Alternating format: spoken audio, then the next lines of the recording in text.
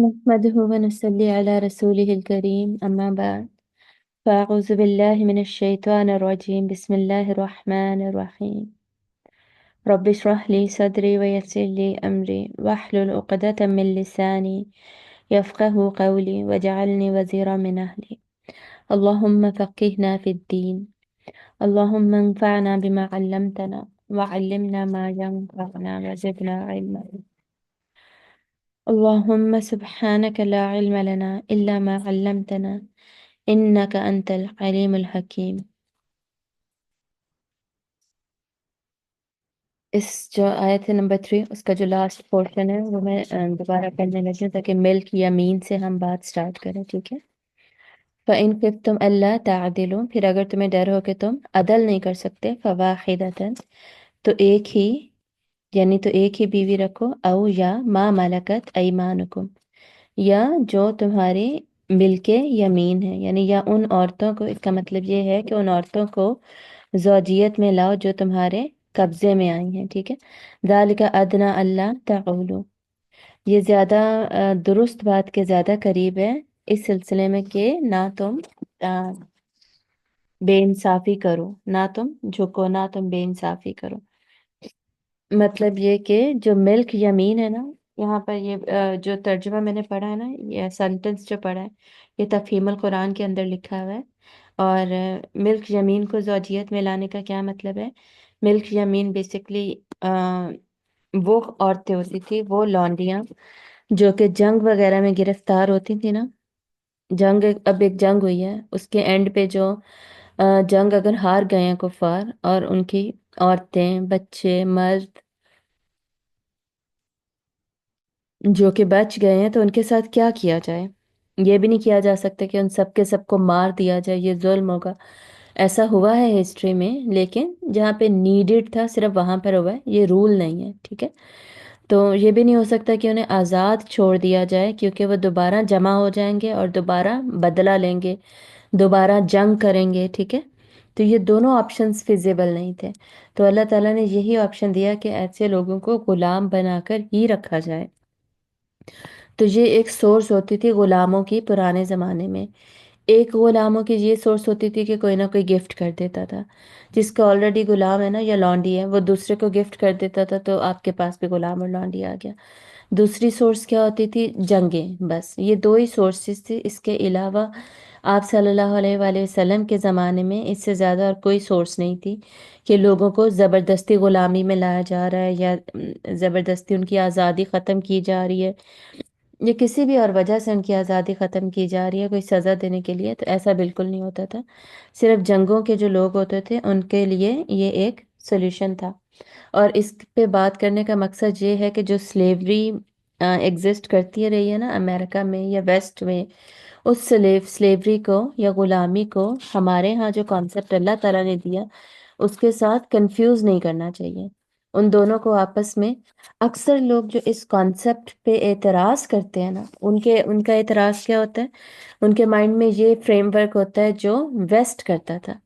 Waste میں slavery کی even pictures بھی دیکھیں نا، جو ہمیں پکچرز ملتی ہیں، یہ وائٹ پیپل جو ہیں وہ لوگ بلیک پیپل کو کھانا ایسے پھینک پھینک کے ڈال رہے ہیں جانوروں کی طرح، یا ان کی کمر پر چڑھے ہوئے کہ وہ ہمیں ایز اے وہیکل، گاڑی کی طرح ہمیں ادھر ادھر لے کر جائیں یا سائیکل کی طرح، اس طرح یعنی ان کو ٹریٹ کیا جاتا تھا۔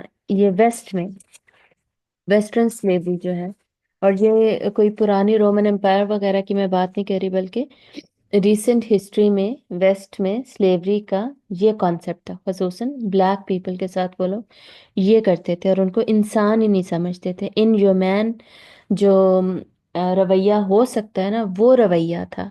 ہمارے ہاں یہ کانسیپٹ نہیں ہے غلامی کا۔ ہمارے ہاں کیا کانسیپٹ ہے کہ جنگوں میں اگر لوگ آ گئے ہیں تو ان کو آزاد نہیں چھوڑا جا سکتا، کہ دوبارہ گیدر ہوں گے اور جنگ کریں گے تو انہیں اپنے ساتھ اپنی اب ملکیت میں رکھا جائے۔ ملکیت میں رکھنے کا ہرگز یہ مطلب نہیں ہوتا تھا کہ اب ان کے ساتھ جو مرضی سلوک کیا جائے، بلکہ بہت زیادہ احادیث اور آیات ہمیں صرف اس بات پہ ملتی ہیں کہ غلاموں کے ساتھ بہترین سلوک کرو، غلاموں کو ان کے حقوق دو۔ اور اتنا زیادہ خیال رکھا گیا غلاموں کا ہماری اسلاف میں اتنا زیادہ خیال رکھا گیا کہ باقاعدہ ان کو اولادوں کی طرح رکھا جاتا تھا، اور ان کو تعلیم و تربیت دی جاتی تھی کہ اتنے زیادہ جو ہمارے اسکالرز ہیں وہ خود غلام تھے۔ رافع کا پتہ ہے نا، جو اسکالر تھے رافع، وہ حضرت عمر بن عبداللہ بن عمر رضی اللہ تعالیٰ عنہ جو ہیں ان کے غلام تھے، اور حضرت عبداللہ بن عمر کے بیٹے بھی تھے سالم۔ تو حضرت عبداللہ بن عمر کے جو بیٹے ہیں نا سالم، وہ بھی اسکالر بنے، اور ان کے جو غلام تھے رافع، وہ بھی اسکالر بنے۔ ان دونوں کو انہوں نے ایک جیسی تعلیم دی، ایک جیسی تربیت دی۔ اور یہ تو ایک ایگزامپل میں نے دی ہے، بہت سارے گھروں میں اسی طرح ان کو تعلیم و تربیت دی جاتی تھی، ایسے ہی ان کا خیال رکھا جاتا تھا، اور ایسے ہی اسلام میں موٹیویٹ بھی کیا گیا ہے۔ بلکہ اتنے زیادہ گناہ ہیں، اتنے زیادہ گناہ ہیں جن کے کفارے کے طور پہ حکم کیا ہے؟ غلاموں کو آزاد کرو، ٹھیک ہے؟ کہ کوئی گناہ ہو گیا ہے، اس کا کفارہ دینا ہے، غلام کو آزاد کرو۔ تو یہ کیا تھا؟ یہ بینیفٹ ہوتا پھر اوور آل سوسائٹی کو، اگر غلام کی ایک اچھی تربیت کر رہے ہیں نا، یا اس کو اچھا سکھا دیا ہے۔ پرانے زمانے میں اگر وہ برا تھا، اب وہ چینج ہو گیا ہے، تو اب ان کو آزاد کرو، تو وہ سوسائٹی کا ایک بینیفیشل پارٹ بنیں گے، ایک پروڈکٹیو پارٹ بنیں گے۔ تو ان کی آزادی پر بہت زیادہ فوکس دیا ہے اسلام نے۔ اور صرف کفارے کے طور پہ نہیں، ویسے کوئی بات نہ بھی ہو نا، پھر بھی غلام کو آزاد کرنا اٹ سیلف اس کا بہت زیادہ ثواب ہے، ٹھیک ہے؟ آج کل تو یہ کانسیپٹ ایگزسٹ نہیں کرتا نا، لیکن پہلے جب یہ ایگزسٹ کرتا تھا تو ان کو اسلاف میں یہ بھی موٹیویشن ہوتی تھی کہ ویسے ہی اگر ہم اللہ کے راستے میں صرف غلام کو آزاد کر دیتے ہیں، اللہ کے لیے آزاد کر دیتے ہیں، تب بھی اس کا اتنا زیادہ ثواب ملتا تھا۔ اور آ، اس طرح بیسکلی جیسے ہم پیسہ اللہ کے راستے میں دیتے ہیں، ہم جان اللہ کے راستے میں دیتے ہیں، تو غلام جو تھا نا وہ ون آف دا کیا کہتے ہیں، expensive, one of the most expensive assets of person ہوتا تھا، کیونکہ انسان کی قیمت بہت زیادہ ہوتی ہے۔ غلام بکتے بھی زیادہ قیمت میں تھے، اور ان کی جو پھر سیل ہوتی تھی نا، وہ بھی بہت زیادہ قیمت پر ہوتی تھی۔ تو ان کو اللہ کے راستے میں دے دینے کا مطلب یہ ہے کہ کتنا زیادہ اماؤنٹ ہے جو کہ اللہ کے راستے میں دیا جا رہا ہے، ٹھیک ہے؟ تو یہ غلام ہوتے تھے، اب لونڈیوں پہ آتے ہیں۔ تو اسی طرح پھر ان میں عورتیں ہوتی تھی، تو اللہ تعالیٰ نے یہ نہیں کہا کہ ان کے ساتھ برا سلوک کیا جائے، بلکہ اللہ تعالیٰ نے یہ فرمایا کہ ان کے ساتھ اگر ان کو تم خود اپنے ہی پاس رکھنا چاہتے ہو تو ان کو حق زوجیت دیا جا سکتا ہے، تو انہیں تم پھر اپنی بیویوں کی طرح ہی ٹریٹ کرو گے۔ ایگزیکٹلی 100% سیم ٹریٹمنٹ نہیں ہوتی تھی۔ فار ایگزامپل مطلب یہ ہے کہ جیسے بیوی ہے، یہ بیوی کے معاملے میں صرف بات کر رہی ہوں، ویسے کر رہی ہوں، ویسے ہیومن رائٹ سیم تھے، ٹھیک ہے؟ کھانے پینے بیسک نیڈز میں سب سیم تھا، لیکن جیسے ایک بیوی ہے جو کسی بڑے خاندان سے آئی ہے، اس کو اسی حساب سے اس کی جو ایکسٹرا ڈیزائرز وغیرہ ہیں یا ایکسٹرا اس کی ڈیمانڈز ہیں وہ پوری کی جائیں گی۔ اور جو اگر غلام لونڈی ہے تو ڈیفینیٹلی اس کی ریکوائرمنٹس وہ نہیں ہوں گی جو ایک بڑے خاندان کی عورت کی ہیں، تو اس کا پھر اسی طرح سے خیال رکھا جائے گا۔ مطلب پھر وہ اتنا مشکل نہیں ہوگا اس کو رکھنا، اتنا بھاری نہیں ہوگا اس کو رکھنا، اتنا ایکسپینسو بھی نہیں ہوگا اس کو رکھنا۔ لیکن باقی اس کے ساتھ سلوک البتہ سارا اچھا اخلاق اور بیسک نیڈز پوری کرنا، اس میں کمی نہیں کی جا سکتی۔ تو یہ ان کو حق زوجیت میں لے لینا پھر یہ جائز اللہ تعالیٰ نے قرار دیا، اور یہ بھی جائز قرار دیا کہ اگر تم خود نہیں رکھنا چاہتے تو ان کا نکاح کسی اور سے کر دو، ٹھیک ہے؟ یہ سمپل سی بات ہے۔ تو ان کے ساتھ بیسکلی تعلق قائم کرنا اس وجہ سے جائز تھا۔ اور اگر نہ ایسا ہوتا، اچھا جب ان سے اولاد ہوتی ہے نا، ملک یمین سے جب اولاد ہوتی ہے تو وہ اولاد 100% سیم رائٹس ہوتے ہیں جو کہ ایک آزاد عورت کی سے اولاد ہو۔ پہلی بیوی اگر آزاد ہے، اس سے اولاد ہوئی ہے، اور دوسری ملک یمین ہے، تو اس سے جو اولاد ہوئی ہے ان دونوں کے 100% ایکول سیم رائٹس ہوں گے۔ والد کا نام ملے گا، وراثت میں حصہ ملے گا، اور اسی طرح ان کو لاڈ سے پالا جائے گا جیسے پہلی بیوی کے بچوں کو پالا جائے گا۔ اس میں 0% ڈفرینس اللہ تعالیٰ نے اجازت دی ہے، 0%، کوئی رکھ ہی نہیں سکتے ڈفرینس، ٹھیک ہے؟ اسی لیے ہماری بہت ساری ایسے امپائرز وغیرہ بھی تھیں جو کہ بعد میں غلاموں نے بیسکلی بنائی ہیں، اور غلاموں نے حکومتیں چلائی ہیں، کیونکہ ان کی جو تربیت تھی نا وہ اس طریقے سے ہوئی تھی، ان کو ایسے سکھایا گیا تھا، ان کی تعلیم و تربیت اور सारी रिहाइश और हर चीज का, औलादें जो थी सबकी ना, असलाफ की या सहाबा की, उनका इस तरह ख्याल रखा गया था। तो इनके इतने ज्यादा राइट्स होते थे, और इनको आजाद करने का भी इतना ज्यादा सवाब अल्लाह ने रखा। तो इस्लाम में किसी के साथ भी बुरा सलूक वो है ही नहीं। जैसा कि हम वेस्टर्न स्लेवरी में देखते हैं, तो इन दोनों कॉन्सेप्ट्स को ना कंफ्यूज नहीं करना चाहिए। और अगर कोई कंफ्यूज हो तो उसकी कंफ्यूजन क्लियर करनी चाहिए।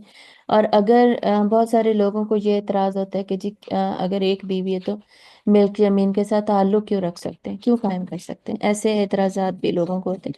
हालांकि आजकल कॉन्सेप्ट ये एग्जिस्ट भी नहीं करता, खत्म ही हो गया, लेकिन डिसकंटिन्यू हो गया। हो सकता है फ्यूचर में कभी दोबारा ये कॉन्सेप्ट एग्जिस्ट करें, इमाम मेहदी के ज़माने में या हज़रत ईसा अलैहिस्सलाम के ज़माने में पॉसिबिलिटी है, जिसकी वजह से इस पे डिस्कशन हमें हर बुक, तफसीर की बुक्स में भी, हदीस की बुक्स में भी, फिक में भी, हर जगह मिलती है। ठीक है, हो सकता है ये कॉन्सेप्ट रिवाइव हो जाए अगले ज़मानों में आकर, लेकिन अभी एग्जिस्ट नहीं करता। अलबत्ता एतराज़ करने वाले क्या कहते हैं, पुराने ज़मानों में भी अल्लाह ने क्यों इजाज़त दी। तो बात वही है जो हमने कल भी बात की थी, अगर अल्लाह ताला ये इजाज़त ना दे तो आपके पास इससे बेहतर कॉन्सेप्ट है तो आप दे दें। इससे बेहतर अगर उनके साथ सलूक किया जा सकता था कि उन्हें अपने हक़ ज़ौजियत में लेके उनका ख्याल ना रखा जाए, या उनसे औलाद ना पैदा की जाए, फिर उनकी औलाद को विरासत में हक़ ना दिया जाए, तो इससे बेस्ट कॉन्सेप्ट क्या था, इसके अलावा क्या हो सकता था। तो कोई ऑल्टरनेट प्लान है तो वो दे दे। तो बस अब जितने भी ऑल्टरनेट प्लान है कि जो वैसे ही उन्हें आज़ाद कर दिया जाए या वैसे ही रखा जाए, तो ये सारी पॉसिबिलिटीज है नहीं। ये ह्यूमनली ये सब इंसान के अगेंस्ट ही जाता है, उसके फेवर में नहीं जाता। ठीक है। सो यतीम की हमने पहले बात की थी। यतीम बेसिकली हर वो बच्चा जो कि नाबालिग और जिसके वालिद की डेथ हो जाए वो यतीम बच्चा होता है। और सवाल क्या था, मेरे जहन से निकल गया, अगर किसी को याद है तो वो बता दे। लेकिन वालिद की डेथ के अलावा बाकी अगर किसी और की डेथ हुई है, वो बच्चा यतीम नहीं होता, या बच्चा अगर बालिग हो गया है तो उस बच्चे को भी यतीम नहीं कहते। ठीक है, तो ये यतीम की एक पर्टिकुलर डेफिनेशन होती है। उसी बच्चे के ऊपर फिर यतीम के जो राइट्स हैं वो एप्लीकेबल होते हैं, और बाकियों पे एप्लीकेबल नहीं होते। बेसिकली यतीम के साथ जो अच्छे सलूक का हुक्म है वो वही अच्छा सलूक है जो हम अपनी औलाद के साथ भी करते हैं। कोई अपनी औलाद से फर्क सलूक तो नहीं है ना, वही सलूक है। तो अगर उसके अलावा भी कोई बच्चा हमारे पास रह रहा है, जैसे किसी के वालिद हैं लेकिन बहुत गरीब है तो उन्होंने बच्चा हमारे पास छोड़ा हुआ है, या बहुत बच्चे नाना नानी दादा दादी के पास किसी भी रीजन की वजह से रहते हैं, तो जाहिर है उनके साथ भी बुरा सलूक तो नहीं किया जाएगा ना, उनके साथ भी अच्छा सलूक ही किया जाएगा। लेकिन जरूरी नहीं है कि उन्हें यतीमों की कैटेगरी में डाला जाए। व आतुन, आगे देखिए आयत नंबर 4, व आतुन निस्सा सदक़ातिहिन्न निहला, और दो औरतों को सदक़ात, यहाँ पे सदक़ात किस चीज़ को कहा जा रहा है, उनके महर को कहा जा रहा है। हिन्ना उनके महर, निहला खुशी खुशी, खुशी से औरतों के महर उनको दो। मतलब जब औरतों के महर देते हो तो उसमें आ, उसको बोझ ना समझो। निकाह के वक्त जो महर दिया जाता है ना, अमाउंट दिया जाता है, उसकी बात हो रही है कि औरतों को जब तुम महर देते हो, और इसकी बहुत सारी रूलिंग हम सूरह बकरा में पढ़ चुके हैं, तो यहाँ पर उसकी कंटिन्यूटी में बात हो रही है। देखिए असल में बात टॉपिक क्या है, हमारा topic of discussion from the very first आया, जब एक पूरा खानदानी सिस्टम बन गया और फिर सोसाइटीज बन गई एक हजरत आदम और हव्वा अलैहिस्सलाम से, तो उसमें जो वीक एंटिटीज हैं उनके राइट्स का ख्याल रखना। ठीक है, इसीलिए यतीमों के फाइनेंशियल राइट्स की बात हुई थी, फिर यतीम बच्चियों के साथ नाइंसाफी ना करो, फिर अब औरतों पे बात हो रही है। और औरतें, हम जो भी कह लें, औरतें physically they are weaker then man. ठीक है, फिजिकली अगर हम वीक है ना मर्द से, तो ज्यादा चांसेस ये है कि उससे छीन के मैं अपना हक नहीं ले सकती। ठीक है, अदालत के में जाएं और धक्के खाएं, ये वो, इस तरीके से आपका हक मिलेगा तो मिलेगा, अदरवाइज कन्विंस कर लेना, छीन के ले लेना, अगर सामने वाला मर्द जालिम है तो ये सब पॉसिबल नहीं होता। और हमारे यहाँ जिसकी लाठी उसी की भैंस है, जो ज्यादा मजबूत है, ज्यादा ताकतवर है, वही कानून किधर चलता है। जहाँ कानून चल जाता है वहां पर कमजोर को फायदा हो जाता है, फायदा हो जाता है, लेकिन अदरवाइज جو زیادہ مضبوط ہے، جو زیادہ طاقتور ہے، اسی کے ہاتھ میں ہی سارا کچھ رہتا ہے۔ تو عموماً ہمارے ہاں فزیکلی بھی ایک تو مرد اسٹرانگ ہوتا ہے، دوسرا فائنینشلی بھی عموماً مرد عورتوں سے اسٹرانگ ہی ہوتے ہیں۔ تو عورتوں کے لیے پھر اللہ تعالیٰ نے عورتوں کے حقوق کی خود بات کی ہے، ٹھیک ہے۔ عورتوں کے حقوق کو پھر غصب کر لینا، بہنوں کو وراثت کا حصہ نہ دینا، بیوی کو مہر نہ دینا، یا اور کوئی خرچہ وغیرہ جو کہ دینا چاہیے وہ نہ دینا، تو یہ مرد کے لیے، اگر مرد ظلم کرنے پہ آئے تو یہ اس کے لیے کرنا کوئی بہت مشکل نہیں ہے، وہ بڑے آرام سے ظلم کر سکتا ہے۔ تو اس وجہ سے اب عورتوں کے حقوق کی بات ہو رہی ہے، ٹھیک ہے۔ پچھلی آیت سے ہی عورتوں کے حقوق پہ بات کنٹینیو ہو رہی ہے، عدل کرنے کا حکم بھی عورتوں کے حقوق میں ہی آتا ہے۔ وہ آت النساء صدقاتہن نخلا، تو عورتوں کو جب مہر دینے ہیں تو اسے مشکل سمجھ کے نہ دو، تاوان سمجھ کر نہ دو، اور بوجھ سمجھ کر نہ دو، بلکہ فرض جانتے ہوئے اس کو عورتوں کو دو۔ فَإِن طِبْنَ لَكُمْ عَنْ شَيْءٍ مِّنْهُ نَفْسًا،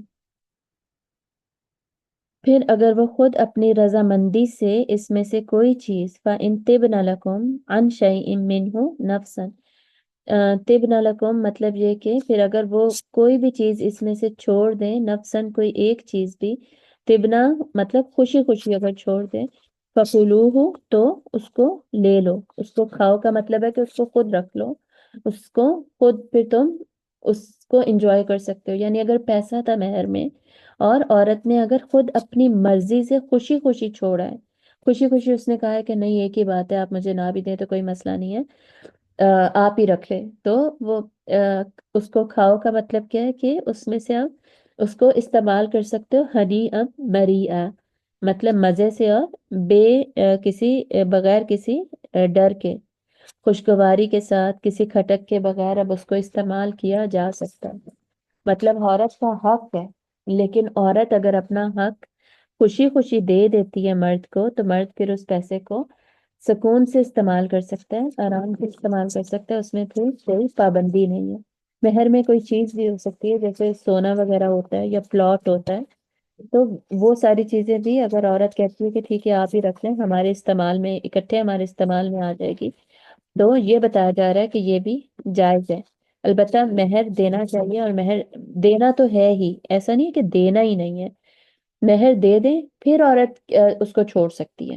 عورت بولے کہ نہیں جی میں اپنا حق چھوڑ رہی ہوں، آپ رکھ لیں، ٹھیک ہے آپ واپس لے لیں، ٹھیک ہے، یہ بات ہو رہی ہے، یہ بات نہیں ہو رہی کہ دو ہی نہ، نکاح ہوا ہے اور مرد مہر دے ہی نہیں رہا یا مہر طے ہی نہیں ہوا، ایسا نہیں ہوگا، طے بھی ہوگا، دیا بھی جائے گا، یا ایٹ لیسٹ آفر کی جائے گی، اور عورت جو ہے پھر کہہ سکتی ہے کہ جی آپ اپنی خوشی سے اگر رکھنا چاہیں تو رکھ لیں۔ اب اس میں ویری تھن لائن دیر از، جس میں کہ ظلم ہو سکتا ہے کہ زبردستی اس سے رکھوا لیں جی، اور سب کو یہی بولے کہ جی نہیں اس نے تو خود چھوڑا، خوشی خوشی چھوڑا، یا عورت کو اتنا پریشرائز کیا جائے کہ اس کو جھوٹی جھوٹی خوشی خوشی چھوڑنا پڑے، ٹھیک ہے، یہ پاسبلٹیز بھی ہیں۔ تو اگر یہ سارا کچھ ہوگا تو یہ البتہ ظلم ہی ہوگا، اور اس ظلم کی اجازت نہیں ہے۔ اسی لیے پہلی بات اللہ تعالیٰ نے یہی کی ہے کہ عورتوں کو ان کے مہر دو، یعنی پیسے میں جہاں جہاں ڈنڈی ماری جا سکتی ہے نا، وہ اللہ تعالیٰ کہہ رہے ہیں کہ وہ ڈنڈی نہیں مارنی، کسی قسم کا فراڈ پیسے کے معاملے میں نہیں کرنا۔ وَلَا تُؤْتُوا السُّفَهَاءَ أَمْوَالَكُمْ، اور نہ تم دو نہ سمجھو کو، السفہاء، سفہاء کس کو کہتے ہیں؟ اسٹوپڈ کو بیسکلی کہتے ہیں، سفیہ کو۔ سفیہ اس کا سنگولر ہے، that is some one who is not intelligent enough, foolish جس کو کہتے ہیں نا، بے وقوف، کا مکل، نہ سمجھ، وہ سیکنڈ پارے کا سٹارٹ بھی سیقول السفہاء آپ کو یاد ہی ہوگا سورۃ البقرہ میں جو ہم پڑھتے، سو ولا تؤتوا السفہاء، اور نہ دو بے وقوفوں کو، یعنی کم عقلوں کو نہ پکڑا دو، اموالکم ان کے مال، اگر کوئی کم عقل ہے نا اس کو اس کا مال نہ پکڑا دو، مطلب کہ جو بچے تھے، یتیم بچے تھے، وہ اگر شعور کو نہیں پہنچے، ایک تو ہوتا ہے نا بالغ ہو جانا، بہت سارے بچے بالغ ہو کے ویسے سمجھدار ہو جاتے، تو پیچھے کیا ریکمنڈیشن تھی کہ ان کو ان کا مال پھر دے دیا جائے، اور سورۃ البقرہ میں بھی اس پہ ڈیٹیل میں بات ہوتی ہے کہ اگر بچہ سمجھدار نہیں ہوا نا، تب اس کے مال کو ابھی اپنے پاس رکھا جا سکتا ہے، تب پھر اس کا مال اس کو نہ دو، کہ وہ ضائع کر دے گا سارا، وہ رنگ رلیوں میں اڑا دے گا، وہ فضول چیزوں میں خرچ کر دے گا، اس سے کوئی قرضہ مانگے گا، میٹھی میٹھی باتیں کر کے وہ اس کو دے دے گا، وہ اپنا مال تباہ کر دے گا۔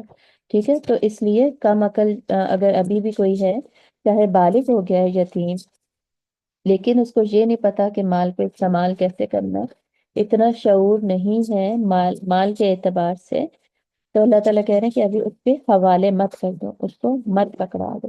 یہاں پہ بھی اب تھن لائن ہے، کوئی بلا وجہ یہ کہہ سکتا ہے کہ جی مجھے پتا تھا کہ یہ مال کو ضائع ہی کریں گے اس لیے نہیں ہم نے دیا، حالانکہ یتیم اچھا خاصا ہو، سمجھدار ہو، بڑا ہو چکا ہو، شعور بھی اس کو ہو،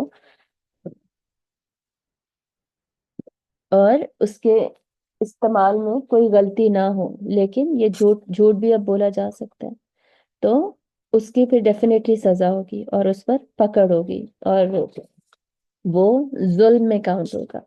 تو یہاں پر ظلم کی بات نہیں ہو رہی، بلکہ اس کے اگینسٹ یتیم کے مال کی حفاظت کی بات ہو رہی ہے۔ التی جعل اللہ لکم قیاما، التی وہ جو کہ، التی یہاں پہ کس چیز کو کہا جا رہا ہے؟ مال کی طرف اشارہ ہے۔ ایک سیکنڈ، میرا پیج آگے ہو گیا، پیج نکال لو۔ یس، التی وہ جو، جعل اللہ بنایا اللہ نے، لکم تمہارے لیے، قیامن قیام کا ذریعہ، التی سے کس چیز کی طرف اشارہ ہے؟ اموال کی طرف اشارہ ہے، مال کی طرف اشارہ ہے۔ تو التی ویسے مؤنث کے لیے آتا ہے نا اسم موصولہ، تو اموال بیسکلی جمع مکسر ہے، ٹھیک ہے، مؤنث نہیں ہے اموال، لیکن جمع مکسر ہے، تو جمع مکسر کے ساتھ بھی مؤنث کا صیغہ ہی آتا ہوتا ہے۔ التی جعل اللہ لکم قیاما، تو وہ مال جس کو اللہ نے تمہارے لیے قیام کا ذریعہ بنایا، وارزقوہم، اور انہیں رزق دو، فیہا اس میں سے، یعنی اس مال میں سے انہیں رزق البتہ دیتے رہو، سوری وقسوہم، وقسوہم، اور انہیں کپڑے پہناؤ، ٹھیک ہے، مطلب کہ ان کے کھانے پینے پر اور ان کے کپڑوں پر جیسے پہلے خرچ کر رہے تھے ویسے خرچ کرتے رہو اسی مال میں سے۔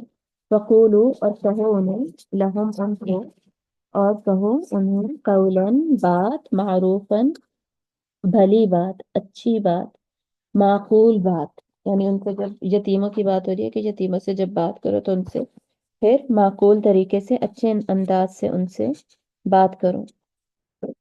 مطلب کہ وہ جو مال ہے نا ان کے پاس، اب یہاں پہ مال کے بارے میں کیا حکم دیا جا رہا ہے؟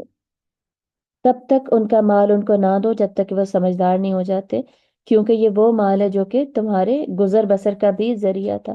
مطلب کہ ایسے غریب انسان کی یہاں پر بات ہو رہی ہے جو کہ یتیم کو پال رہا ہے، اور اس کو کہا جا رہا ہے کہ ابھی مال تمہارے گزر بسر اور یتیم کا بھی ڈیفینیٹلی گزر بسر، دونوں کا گزر بسر اس پہ ہو رہا تھا، تو وہ فی الحال ایسے ہی سلسلہ چلتا رہے جب تک کہ اس کو شعور نہیں مل جاتا، اور ان کو کھلاتے پلاتے بھی رہو، ان کو اسی مال میں سے پہناتے بھی رہو۔ یتیم کا مال استعمال کرنے کی اللہ نے صرف اس صورت میں اجازت دی ہے، اللہ سے ننٹل جو استعمال کرنے والا شخص ہے نا بہت ہی زیادہ غریب ہے کہ وہ افورڈ ہی نہیں کر سکتا، وہ یتیم کو اپنے ساتھ رکھنا افورڈ نہیں کر سکتا، تو وہ یتیم کے مال میں سے ہی یتیم پہ خرچ کرے گا، اور خود ایز اے سیلری ایک سرٹن اماؤنٹ اس میں سے لے سکتا ہے یتیم کی کفالت کی وجہ سے، ٹھیک ہے۔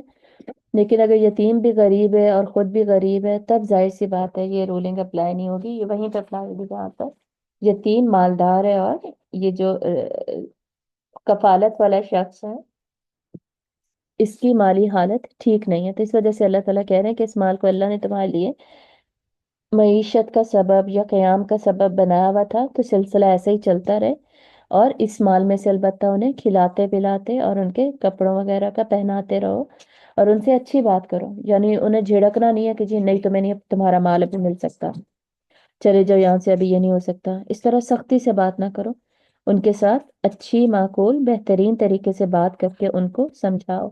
تو اس صورت میں یہ جو ہے نا قول لہم قولا معروفا، بات کیسے کی جائے، بات کیسی کرنی چاہیے، اس ٹاپک پہ نا اس صورت میں کئی دفعہ بات ہوتی ہے، آگے بھی ریپیٹ ہوگا۔ تو کسی کے ساتھ بھی اچھے سلوک میں اس سے بات کیسے کی جائے گی کہ بات میں کوئی اذیت والی بات نہ ہو، بات میں کوئی تانا نہ ہو، بات میں کوئی احسان جتانے والی بات نہ ہو، اپنی نیکی جتانے والی بات نہ ہو ایٹسیٹرا۔ تو باتیں معروف کیا ہوتا ہے؟ معروف کا مطلب ہوتا ہے ایسی بات جو کہ کوئی بھی ایسی چیز جو کہ سوسائٹی میں بہتر سمجھی جاتی ہے، اچھی اور معقول سمجھی جاتی ہے معاشرے میں، وہ معروف کی کیٹیگری میں آ جاتی ہے، ٹھیک ہے؟ کوئی بھی چیز جو ہو سکتی ہے، کوئی بھی بات ہو سکتی ہے، تو ان کے ساتھ ایسی بات کرو جو کہ اچھی ہی سمجھی جاتی ہے۔ وَابْتَلُوا الْيَتَامَى، اور وَابْتَلَا، ابتلا مطلب ٹیسٹ کرتے رہو ان کا، ان کو جانچ پڑتال ان کی کرتے رہو یتیموں کی، حتیٰ یہاں تک کہ اذا جب بلغوا وہ پہنچ جائیں النکاح نکاح کو، تو یتیم جب نکاح کو پہنچ جائیں، فَإِنْ آنَسْتُم مِّنْهُمْ رُشْدًا، پھر اگر آنستم، لیکن اس کو کراس کرتے ہیں، یس، فَإِن، پھر اگر آنستم تم پاؤ منہم ان میں رشدن مطلب سمجھ بوجھ، پھر اگر تمہیں لگے کہ ان میں سمجھ بوجھ ہے، اب نکاح کی عمر کو پہنچنے کی کیا مطلب ہے کہ بلوغت آ گئی ہے، بالغ ہو گیا ہے بچہ، تو یعنی اگر بچہ بالغ ہو گیا اور آپ کو لگتا ہے کہ اب اس میں سمجھ بوجھ ہے، فَادْفَعُوا إِلَيْهِمْ أَمْوَالَهُمْ، تو دے دو ان کو ان کے مال، ولا، اور نہیں تأکلوها تم کھاؤ انہیں اسرافا، اسراف کرتے ہوئے نہیں انہیں کھا سکتے۔ تو سورۃ البقرہ میں اللہ نے اجازت دی تھی مال کو استعمال کرنے کی، جو کہ میں نے آپ کو پہلے ایکسپلین کر دی، لیکن یہاں پر اللہ تعالیٰ اس پہ لمٹ لگا رہے ہیں، اور اللہ تعالیٰ کہہ رہے ہیں کہ اسراف کرتے ہوئے اس کو استعمال نہیں کرنا۔ اسراف مطلب اپنی ضرورت سے زائد استعمال کرنا۔ اس کا مطلب یہ ہوا کہ مال کے جو استعمال کرنے کی اجازت تھی وہ صرف بیسک نیسیسٹیز تک تھی۔ اب یہ نہیں کہ آلریڈی آپ کے پاس ایک گاڑی ہے تو آپ یتیم کے مال سے گاڑی اپ گریڈ کر رہے ہیں یا اس کے گھر میں شفٹ ہو رہے ہیں ایٹسٹرا، مال کو مکس کرنے سے اللہ نے منع کیا، اور برے مال کو یا ہلکی کوالٹی کے مال کو، جیسے چھوٹی گاڑی ہے، اس کو بڑے یا اچھے مال سے ریپلیس کرنے سے بھی اللہ نے منع کیا ہے۔ تو اور یہاں پر اب اللہ تعالیٰ اسراف کرنے سے بھی منع کر رہے ہیں، یعنی فضول خرچی۔ تو بیسک نیڈس پوری کی جائیں گی یتیم کے مال سے، اور اس کے مال کو الگ رکھا جائے گا، مکس نہیں کیا جائے گا، ریپلیس نہیں کیا جائے گا، اور اس کا خیال رکھا جائے گا۔ اور اگر ان میں بلاغت، نمبر 2 سمجھداری، دو شرطیں ہیں، دونوں شرطیں پوری ہو گئی ہیں تو ان کے مال ان کو دے دو۔ وَبِدَارًا أَن يَكْبَرُوا، وَبِدَارًا، اور جلدی کرتے ہوئے، ان یہ کہ یکبروا وہ بڑے ہو جائیں گے۔ مطلب یہ ہے کہ تم ایسا نہ ہو کہ تم ان کا مال کھانے لگ جاؤ فضول خرچی کرتے ہوئے، اور یہ سوچ کر ان کا مال کھانے لگ جاؤ کہ ہاں اگلے سال تو یہ بالغ ہو جائے گا، یا اگلے 1-2 سال میں تو یہ بالغ ہو جائے گا، تو ایسا کرو جلدی جلدی ان کا مال کھا لو، جلدی جلدی ان کے مال سے یہ بھی خرید لو وہ بھی خرید لو، کہ کہیں یہ بڑے نہ ہو جائیں، کہیں یہ سمجھدار نہ ہو جائیں، تو پھر ان کو سارا دینا پڑ جائے گا، تو یہ استعمال کر لو۔ تو اللہ تعالیٰ کہہ رہے ہیں کہ ایسے بھی نہیں کرنا، ایسے نہیں کر سکتے۔ تو یتیم کے مال کی جتنی جس طریقے سے حفاظت ہو سکتی ہے، وہ ساری شرائط، اخلاقی شرائط جو ہیں وہ بیان کی جا رہی ہیں۔ وَمَنْ كَانَ غَنِيًّا، اور اگر ہے کوئی امیر، اگر کوئی آسودہ حال ہے، امیر ہے، فَلْيَسْتَعْفِفْ، تو اس کو چاہیے کہ وہ بچے، اس سے بچے، پرہیز کرے، مطلب وہ مال کو استعمال ہی نہ کرے۔ اگر کوئی آلریڈی غنی ہے، آلریڈی امیر ہے، سوری، اگر کوئی آلریڈی امیر ہے تو اس کو چاہیے کہ اس مال کو استعمال کرنے سے ہی بچے، بالکل نہ استعمال کریں، بلکہ اپنے مال سے ہی ضروریات پوری کریں، اور یہ ڈیٹیلز بھی سورۃ البقرہ میں موجود ہے۔ ومن کان فقیرن، اور جو کوئی فقیر ہے یعنی ضرورت مند ہے، فلیاکل، تو اسے کھائے، بالمعروف، مناسب طریقے سے، معقول طریقے سے، بھلے طریقے سے۔ مطلب یہ ہے کہ پھر اگر کوئی محتاج ہے، غریب ہے، اور وہ یتیم کی کفالت کر رہا ہے، تو وہ اس مال میں سے کچھ معروف، کچھ معقول حصہ لے سکتا ہے، جس سے بیسک نیڈس پوری ہو جائے، یہ ہم نے آلریڈی ڈسکس کر لیا۔ فَإِذَا دَفَعْتُمْ إِلَيْهِمْ، پھر اگر تم دو ان کو، اموالہم، ان کے مال، فَأَشْهِدُوا عَلَيْهِمْ، تو گواہ بنا لو ان پر، تو پھر جب تم دے دو انہیں ان کے مال تو اس پر گواہ بھی بناؤ، یہ نہیں کہ ان کو مال دے دیے ایک کمرے میں بیٹھ کے بس دے دیے بات ختم. چاہے جتنی ہی دوستی ہو، جتنے اچھے حالات ہو، جتنی بہترین بات چیت ہو، لیکن مال جو ہے وہ دیتے ہوئے مال کے معاملات میں ہمیشہ گواہ بنایا ہی جائے گا. جو ہم نے آیت اس میں آیت دین میں پڑھ لیا تھا، 282 آیت سورۃ البقرہ میں، کہ سارے فائنینشیل ٹرانزیکشنز کو لکھا جائے گا اور اس پر گواہ بنایا جائے گا. وہاں پہ بھی یہی بات تھی اور یہاں پر بھی یہی بات ہو رہی ہے.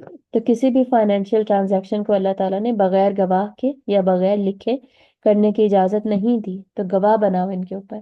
وَكَفَى بِاللَّهِ حسیبا، اور کافی ہے اللہ حساب لینے والا. مطلب کہ اگر کوئی ڈنڈی مار لیتا ہے تو پھر اللہ اس کا حساب لینے کے لیے کافی ہے.